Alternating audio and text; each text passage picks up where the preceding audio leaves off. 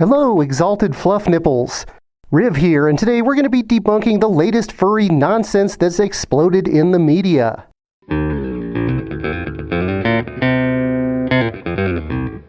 This latest steaming load of furry-related bovine excrement comes to us from the Mount Nebo School District in Utah.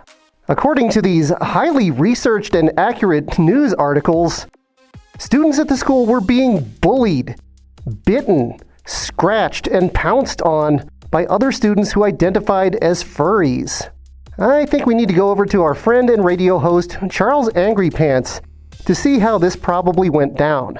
Good afternoon and thanks for tuning in. You're listening to the Angry Pants Radio Hour and I'm your host, Charles Angry Pants.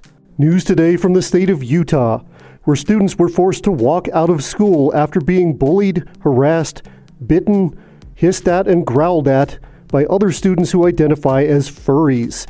Yes, those sick freaks who think they're actually animals. The school district is apparently encouraging and tolerating this behavior. Parents were enraged when they found out about this and staged a protest. Up to 75 people carrying signs and shouting outside the school demanded justice for their students. Folks, this is yet another example of the moral decline brought on by tolerance in our schools. I'm calling on parents and students everywhere to protest the presence of these disgusting furries in their schools. There are millions of these children who identify as furries, infesting our schools, barking, biting, hissing, and pouncing on their fellow students. Should we tolerate this? Parents out there, what do you think? Let's go to the phone lines. Stanley in Hoboken, welcome to the Angry Pants Radio Hour. Yeah, hey there, Charles. Thanks for taking my call. As always, I appreciate the obviously well-researched and factual reporting. Absolutely, Stanley. All of our information is carefully vetted by our marginally qualified intern. I can't believe these furry freaks are infesting our schools and putting our children in danger. This is disgusting. More people need to know about this before it's too late. You'd never catch one of my kids running around barking and scratching people wearing an animal costume. It's ridiculous. We teach our kids to be respectful and polite around here. Yeah, right there. Yeah, thanks for having me on there, Charles. And if you ever need any paint work around North Jersey, look me up. All right, thank you, Stanley from Hoboken. I think we're all equally outraged. Folks, let me tell you, I am angry. When will this stop? How far will this be allowed to go? This is ridiculous. The moral fiber of our country is deteriorating, and this is just another example of why. We need to stop this furry scourge right now. Yeah, I seriously imagine this happening, something like that, except like 100 other news outlets and radio hosts picked it up, and then like 100 more, and then 1,000 more, and then it just absolutely blew up.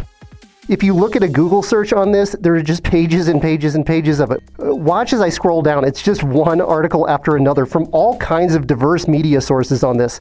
Some of them obviously realize it's BS. Some of them seem to act like it's true. All right, so I'm going to try to keep this pretty concise. So what actually happened? Now, the reports are that these supposed furries, who would have been like 6th graders, were wearing furry costumes and accessories to school, and were harassing, biting, scratching, hissing at, and pouncing on their fellow students. This led some of the students and parents to become outraged that they were forced to tolerate this kind of thing, and they had a big old protest where they waved signs and yelled things like you do during a protest. This drew a lot of media attention, well, from the usual suspect news sources, starting out, but then it kind of blew up all over the place. So what really happened? Were furries actually bullying people?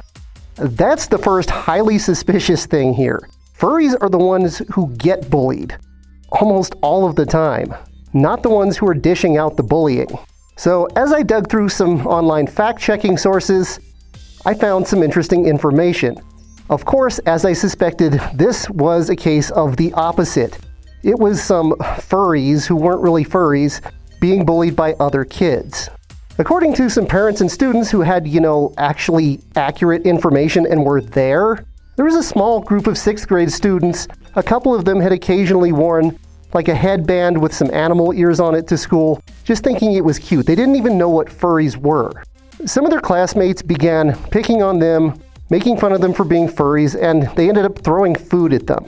So this was reported, the school district found out about it, and they put out a statement saying, hey, look, you need to comply with our policies about being polite and respectful to your fellow students. Now, rumors started flying, and this statement by the school was misunderstood by some students and parents. They claimed it was forcing them to tolerate furries. Now, this obviously wasn't the case, and of course, things went back and forth. If you've ever played the telephone game, by the time you go all the way around the circle, and the information has gone through enough ears and out enough mouths, it's not even the same story anymore. So this bounced around between students and parents until it got blown completely out of proportion and turned into kids being bitten and hissed at and pounced on by furries. And of course, they were being forced by the school district to tolerate this. So some of the kids ended up walking out of school. Some parents joined them. They had a big protest, and it drew a bunch of media attention. One of these 6th grade girls that was involved in the actual incident, getting food thrown at her and getting yelled at for being a furry, didn't even understand what a furry was. She had to call her mom to come pick her up because she was scared. There were people angry, yelling, and waving signs all over the place, and she knew somehow it was directed at her but didn't understand why. Of course, again, just like the litter boxes in schools thing, these ridiculous pseudo-news outlets who do no fact-checking whatsoever picked up on this. Politicians got outraged, and it got blown entirely out of proportion, making nationwide news. These things rarely have any truth to them at all. This one is no exception. Whether you're a member of the furry fandom or you're somebody who just found this video who was curious about these events, please do some research. I mean, I know it's kind of ridiculous for somebody dressed like an animal to be telling you what the facts are, but in this case, I am. Now, I wasn't there. I don't know everything 100%, but that's based on quite a bit of research I've done. What I've said is generally what actually happened at the school. This whole thing, once again, is utter BS and nonsense. The furry fandom has been the butt of jokes for years, and now some of these biased media sources have picked up on us and pinpointed us as a source of debauchery and moral decline and things of that nature. They just can't wait to pick up on the next story talking about what awful things furries have done. So the moral here is, be skeptical, do your research. If it sounds like nonsense, it probably is. And thankfully, Anthrocon is coming up in a couple months because we really need some positive publicity for once. Nice thing about Anthrocon is it seems to generate a lot of good media coverage there in Pittsburgh and beyond. Thanks for tuning in as we debunk the latest nonsensical furry BS media crapola. Alright, what do you think about this whole mess? Let me know down in the comments. Thank you as always to our super wonderful patrons. You help keep this channel going and growing, and for that we are forever grateful.